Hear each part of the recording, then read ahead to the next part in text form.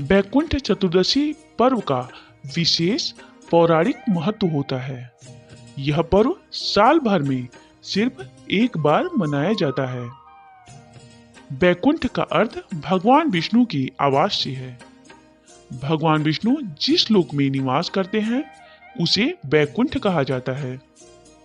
लेकिन इस चतुर्दशी का विशेष महत्व इसलिए भी है क्योंकि इस दिन देवादिदेव महादेव और भगवान विष्णु के मिलन की परंपरा है।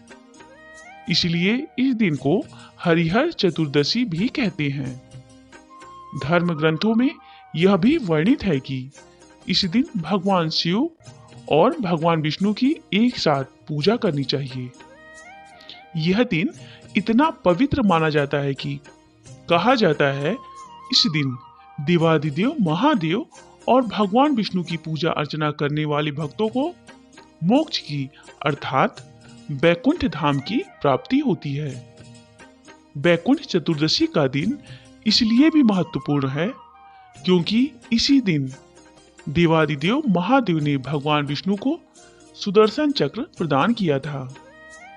भगवान विष्णु ने दैत्यों का संहार करने के लिए देवादिदेव महादेव से एक अजेय शस्त्र का वरदान मांगा, जिसके बाद भगवान शंकर ने विष्णु जी को सुदर्शन चक्र प्रदान किया था। यह चक्र ब्रह्मांड के सबसे बड़े और दुर्लभ अस्त्रों में से एक था।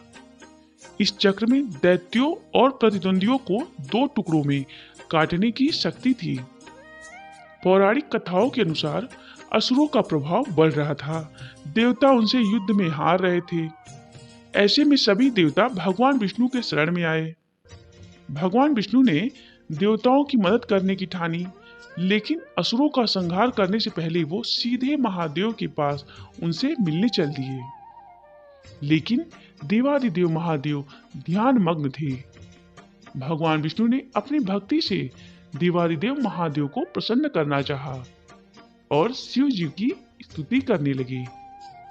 भगवान विष्णु जी ने 1000 स्वर्ण कमल फूलों से भगवान शिव की पूजा करने का संकल्प लिया। इस बीच शिव जी ने भी भगवान विष्णु जी की भक्ति की परीक्षा लेने के लिए एक कमल का फूल कम कर दिया। विष्णु जी ने भी एक फूल की कमी देख अपनी आंख को शिव जी को चढ़ा दिया, क्योंकि भगवान विष्णु जी की आंखों को कमल के समान सुंदर माना जाता है। तभी से उन्हें कमल नयन भी कहा जाने लगा। यह सब देख महादेव कार्तिक शुक्ल चतुर्दशी के दिन प्रसन्न हुए और उन्होंने भगवान विष्णु से कहा कि पूरे संसार में आपके समान मेरा कोई दूसरा भक्त नहीं है। तभी से इस दिन को वैकुंठ चतुर्दशी के रूप में मनाया जाने लगा।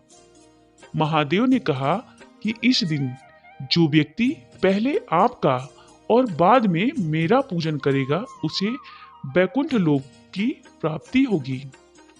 इसी दिन भगवान शिव जी ने विष्णु जी से प्रसन्न होकर सुदर्शन चक्र भी प्रदान किया और कहा कि तीनों लोकों में इसकी बराबरी करने वाला कोई दूसरा अस्त्र नहीं है। विष्णु भगवान की जय, भोलेनाथ की जय।